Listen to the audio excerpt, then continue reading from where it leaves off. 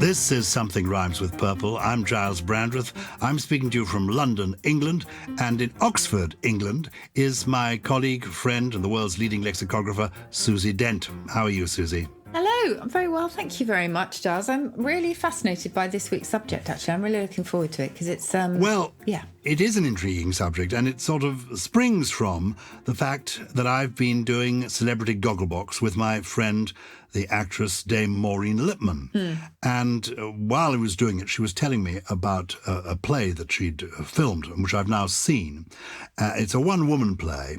It's called Rose. It's by Martin Sherman, and it was showing on Sky Arts. I don't know if you can still, find it there on Sky Arts, but it was a complete tour de force. And it reminded me of the fascinating impact that Yiddish has had on the English language. And when I spend time with Maureen, she tells me the most wonderful traditional Jewish stories, some of which are repeatable, some of which aren't, but they can only be told by somebody like her. But she often refers to words in Yiddish. She talks about the Yiddish language. And I don't really, because I've known her for so many years, I don't really dare confess to her that I don't really know much about Yiddish history, the language, what it is. Can you give me your masterclass, your linguist's take on Yiddish? Well, it's fascinating. So for centuries, Yiddish was the language of the Ashkenazi Jews of Eastern Europe. It's rarely spoken these days, but of course it lives on in many words that have come into English and indeed lots of other languages and in the texts of Yiddish literature.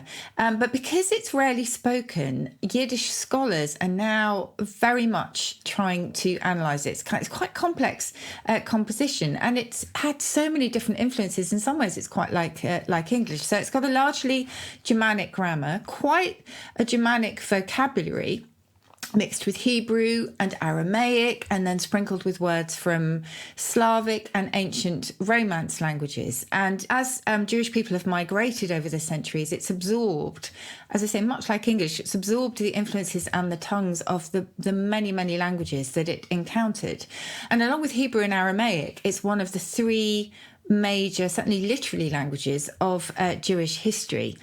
And it goes back to, I think the earliest documents that we have are from the 12th century, but in fact, scholars believe it goes back even further to the 9th century.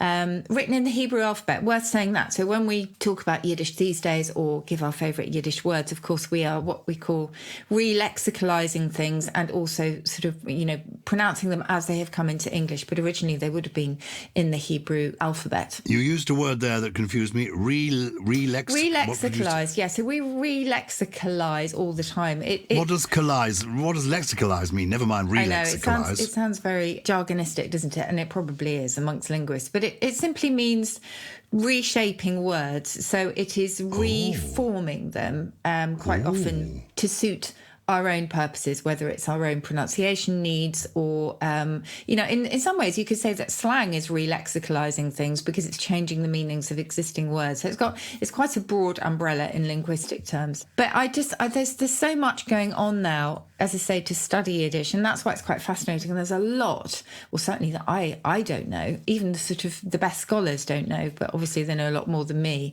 And they're hoping to plot the migration of Jews and their language with a precision that really hasn't been possible before. And of course, we have to remember that a lot of Yiddish speakers were tragically, disastrously exterminated during the Holocaust. So that, that's sort of in some ways brought a stop to much of its history and much of its culture. But by kind of charting and mapping the migration of Jews and then the migration of Yiddish as well, they're hoping to sort of come to some better understanding of its history. But it's a really special language and I think historically quite unique. Good. Can I just summarise that? Because I'm a complete layman here and you've given me lots of information. Literally speaking, Yiddish means Jewish. Yeah. It's one of three main languages spoken by Jewish people over the centuries, dating back 1,000 years or possibly more. It's particularly spoken by Ashkenazi Jews from Central and Eastern Europe and their descendants. That seems to be what you're telling me. And it's written with Hebrew characters. It is. Good. But, it's, as I say, it's had so many influences upon the way, and it's absorbed so many. There's many dialects of Yiddish, so it would be wrong to say that there is just one Yiddish vocabulary and one Yiddish grammar, because there isn't. And if you take the American entertainment industry, you will find, particularly in New York, for example, and the history of vaudeville, etc., you will find so many Yiddish words having entered American English via huge Jewish communities. And Yiddish has influenced Cockney English as well. So if you think about kosher, which comes from the Hebrew via Yiddish, meaning legitimate, that found its way into Cockney English. So it's actually, it's there in many more languages and many more places than you might think. That's the joy of language, is that it is porous, isn't it? Absolutely. And that's why we often say, we boast about having this rich language, English, because it's taken words from so many languages and cultures around the world. Just to get this out of the way, when I told someone we were going to be talking about this today, they mentioned the way that the word Yid, Y-I-D, has been used pejoratively. Definitely, yeah. To describe Jewish people. Yes. And said about the dictionary, including it. And I said, as you have said a million times, that it's worth repeating here, that dictionaries record usage. They do not sit in judgment on words. It's worth saying that, isn't it? It's very true. And in the dictionary, it will certainly be labelled offensive. So there's a very clear marker that it is not to be used.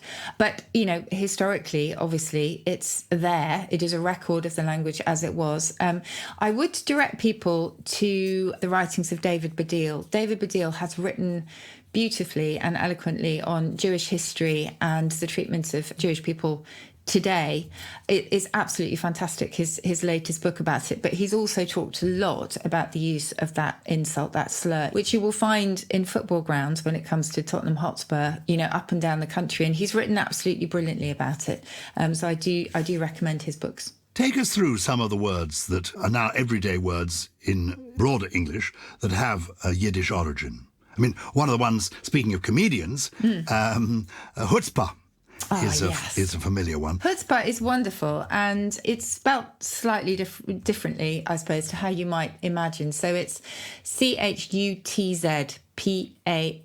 and that came to us via Yiddish, and that was in the late 19th century from Aramaic originally. So that again shows a sort of different influence. But chutzpah is like extreme self-confidence, isn't it? Or even the audacity, the boldness to do something. And it's untranslatable, I think, as so many of these Yiddish words are. When we go through them, I think we'll realise just how valuable they are in our language. I had a friend called Noel Davis, who loved telling different Jewish stories that he had picked up when working in New York.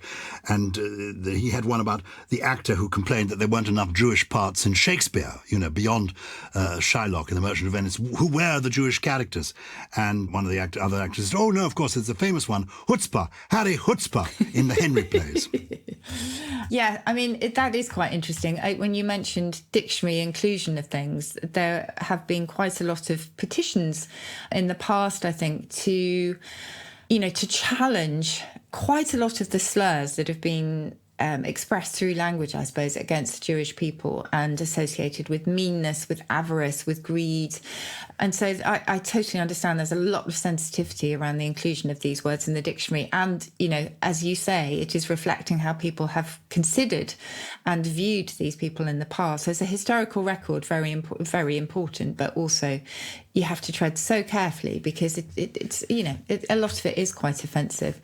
Shall I go on to some of my favourite words, though, returning to the positive? Absolutely. You've got the chutzpah to get away with this. I have the chutzpah? I really hope I do. Okay, well, I'm good friends with Robert Rinder, Judge Rinder.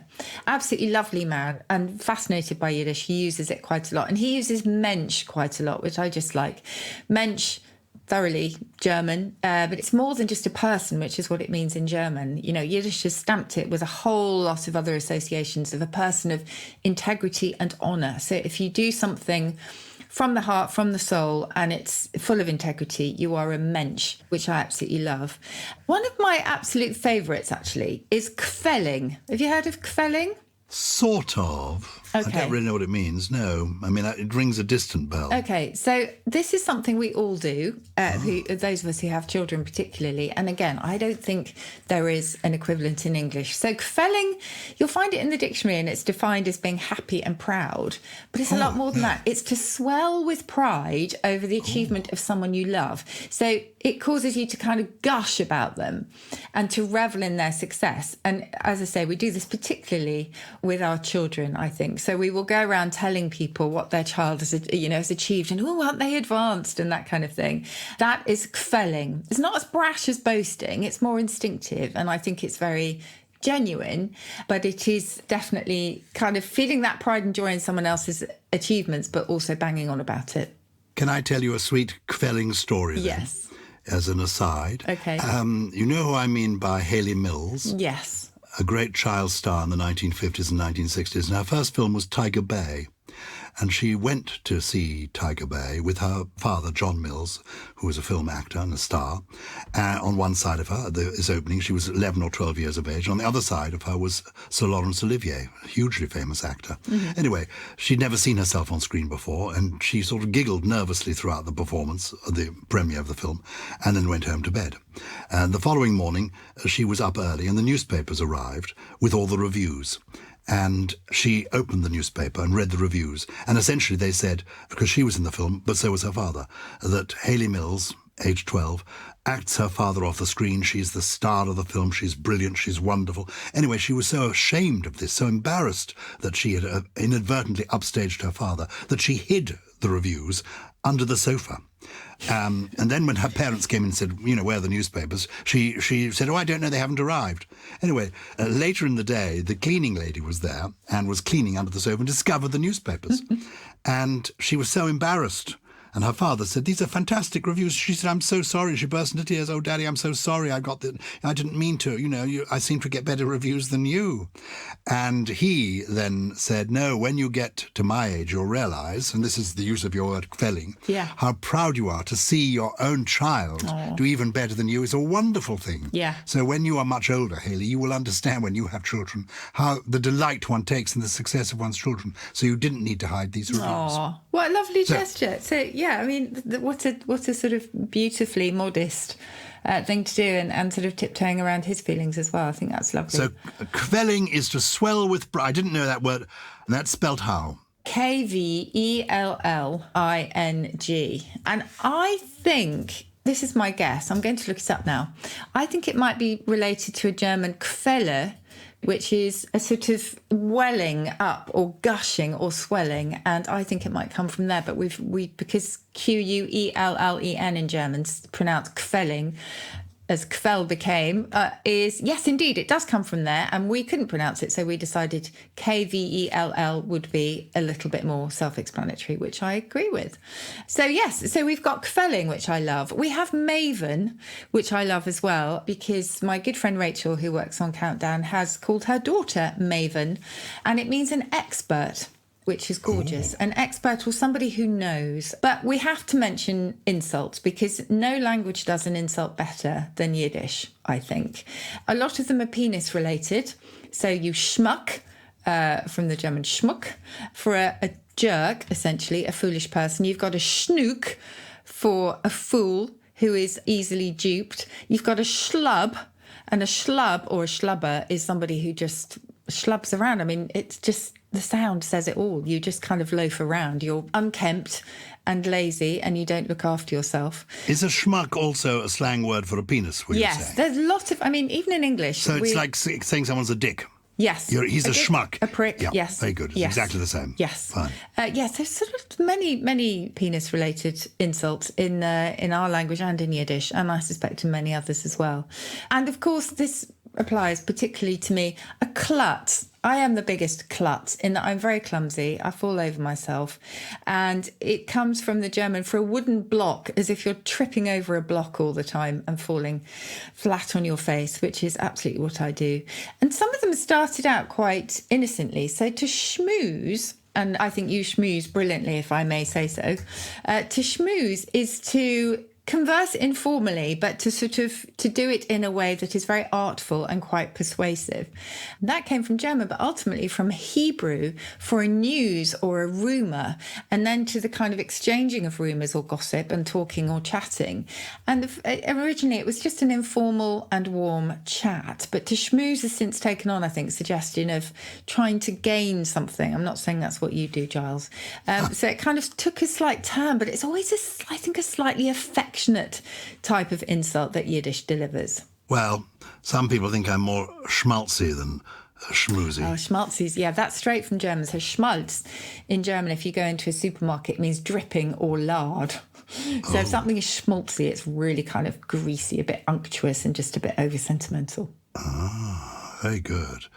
Spiel is another one. And don't give me that spiel. Now, spiel comes from German for a play. Spielen is to play. But again, it's got an edge to it. So a spiel is a kind of story or speech that is designed to achieve something. It's deliberately kind of persuasive, if you like.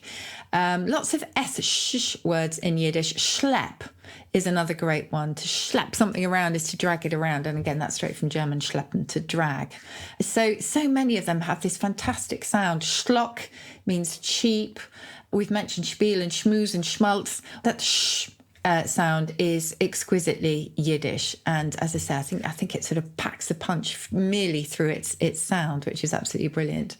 But I think one of my favourites, again, this was told to me by Rob Rinder, and it's Dovka. Now, Dovka has a whole load of meanings in Yiddish, but apparently the way that Rob described it is it's something that's always said with an eye roll.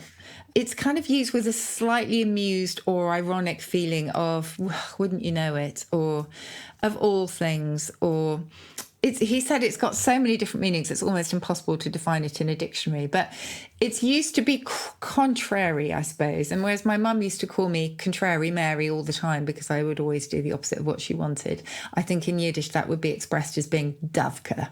Dovka. Yes, that's, I think, spelled in lots of different ways. But when I looked it up, it was Davka, Dovka, which is fantastic. Am I right in thinking, because it doesn't sound like it, that glitch is a Yiddish word? Yeah. Because somebody said to me it was, and it sounds, well, a glitch is so much the right word for something going wrong with technology, or I hit a glitch. Yes. But it's a Yiddish word, is it?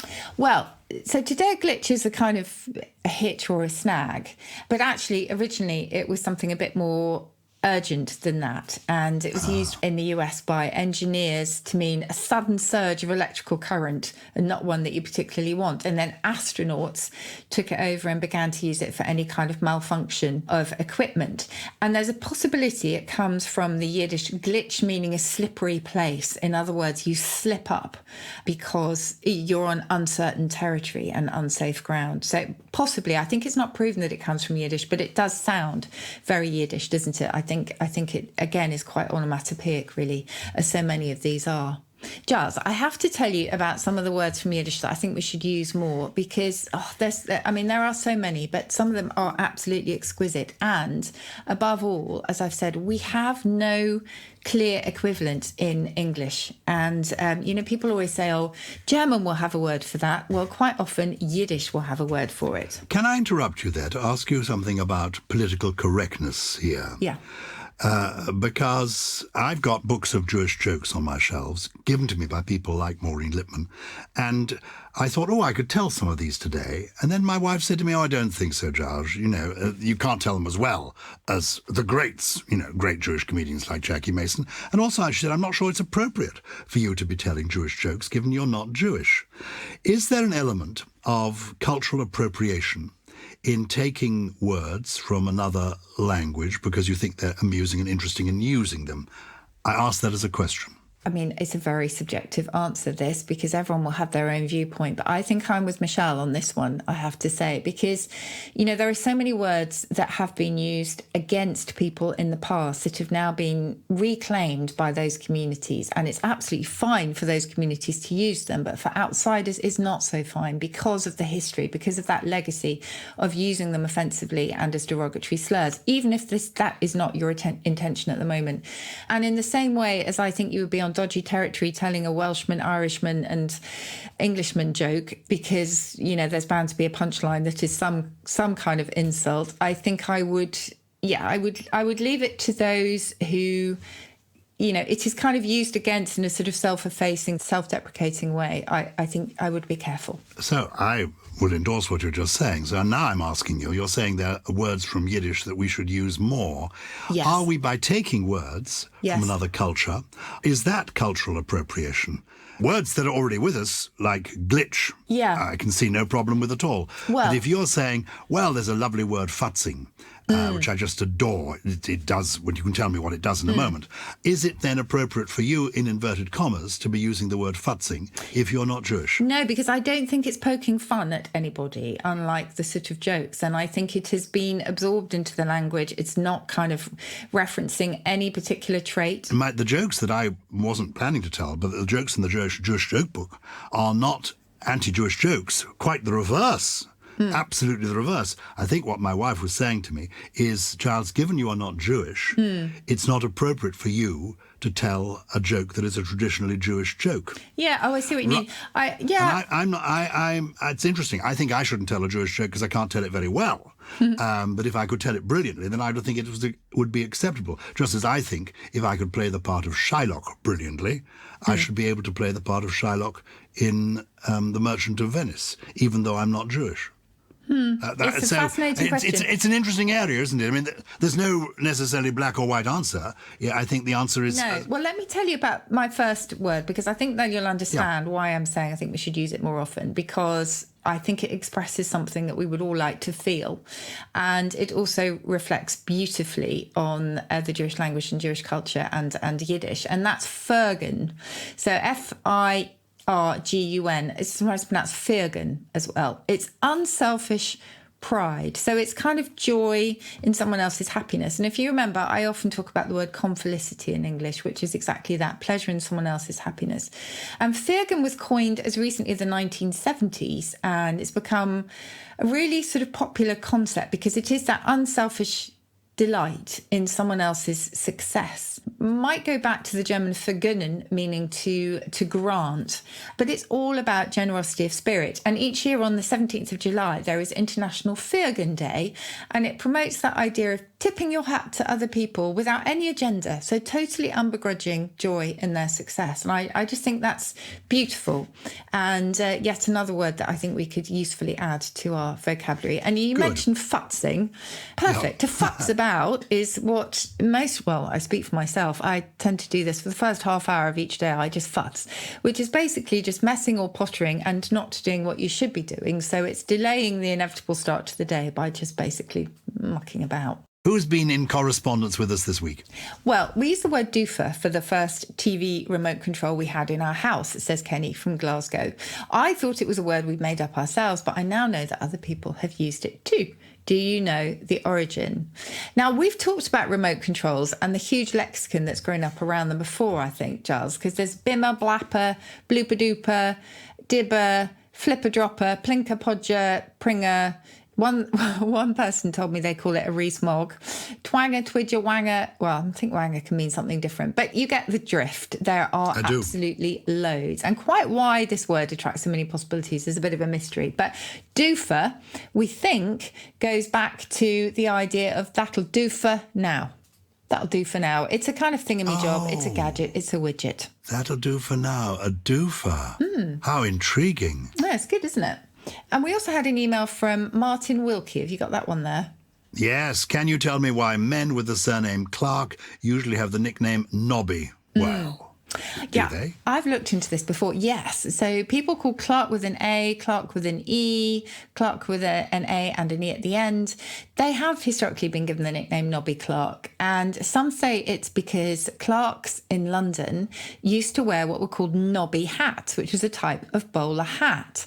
And Clarks as in people who worked in a clerical capacity. People exactly. Like old-fashioned secretaries before the word secretary existed. Exactly. And they dressed extremely well and they were considered a bit posh. And knob, in sort of English dialect or English slang, it means being a bit of a toff, a bit smart. So the idea is if you were Nobby Clark, you looked sort of smart and a little bit posh. We don't know where knob itself comes from. Seems unrelated to snob, but that is why we think they used to wear knobby hats, so bowler hats. They were smartly dressed. They looked a little bit like knobs, i.e. posh people. And so Nobby Clark became the nickname of choice. Oh, that's fantastic.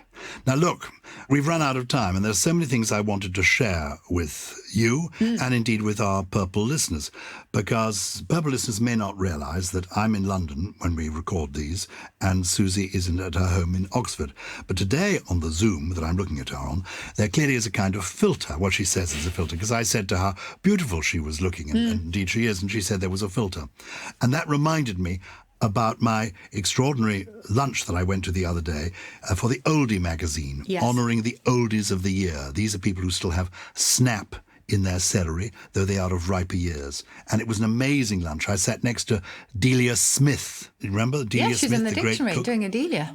Do it? Well, there you are. Yeah. Oh, I should have told her. She's in the dictionary. I think she knew that. It hit the headlines quite a few years ago. She is so delightful. She's 80 years of age. People are older than you think. Wow. And also I sat there with Jeff Hurst, the great footballer. Sir Jeff Hurst, who is now 80, looks about 60, actually looks about 40. It was alarming. At this lunch was my friend Roger McGough, the poet. He was being honoured because he's in his 80s and still writing brilliant poetry. And he gave me a copy of his new book, Safety in Numbers. And I thought this week and maybe next week too, I'd share a couple of poems by Roger McGough with you. Lovely. This one is simply called After You. The winding path, soon face to face, eyes fixed, you quicken your pace. Who backs off? Who goes through? Bad luck. You feel the smugness, it sticks like glue. Practicing your scowl, you continue on. That was then and this is now. Social distancing, bringing us closer. The winding path, soon face to face. You stand down, wave them through. What's the hurry? No, after you. A smile shared, sticks like glue. Ooh. That's lovely. What was that lovely word you gave us earlier? Firgun, the Yiddish word for... Firgun. Exactly. Tipping your hat at someone. A smile shared when there's no reason for it. It's just a smile shared. I have a trio of words for you. Would you like them? Oh, forgive me. We got to the trio of words before I did No, the that's poem out of fine. order. I'm very happy to bring up the rear. Okay, let's have your trio of words. 3 Fs for you. Not Firgun, actually, but 3 Fs. One is a fipple, and a fipple is the mouthpiece of a recorder or similar wind instrument. Just quite useful, I think. Flews, Flews, and those are the thick, pendulous lips of a bloodhound or a dog, which has those sort of, they have the dewlaps under the chin. I do. It's the kind of lips this time, the flews. I like that. And happiness, life, well, hopefully sadness too, are all fugacious. Fugacious meaning transient or fleeting. Fugacious. Nothing lasts, neither happiness nor despair. Not even life itself lasts very long, said Celia Johnson in Brief Encounter. Beautiful, beautiful way to end. And thank you so much to everybody for listening. We really do appreciate both you listening and you getting in touch to tell us what you think. And if you would like to, you can email purple@somethingelse.com. Something rhymes with... Oh, yes, we can do it in unison. Okay. Why don't we do it together? All right. Together? Something rhymes with Pearl is a Something Else production. It was produced by Lawrence Bassett. You're trying to trick me up Wells. here. No, I'm not. With additional production from Steve Ackerman, Jen Mystery, Jay Beale, and... You can say this bit. Oh, I'm just trying to think all those Yiddish words. He's definitely not a schmuck, and he doesn't schmooze because he's hardly here anymore. What should we call him? He's a schlub. Is he a schlub? I think he's a Gosh. schlub. He'll kick you in the tush if you're not careful. It's Gully.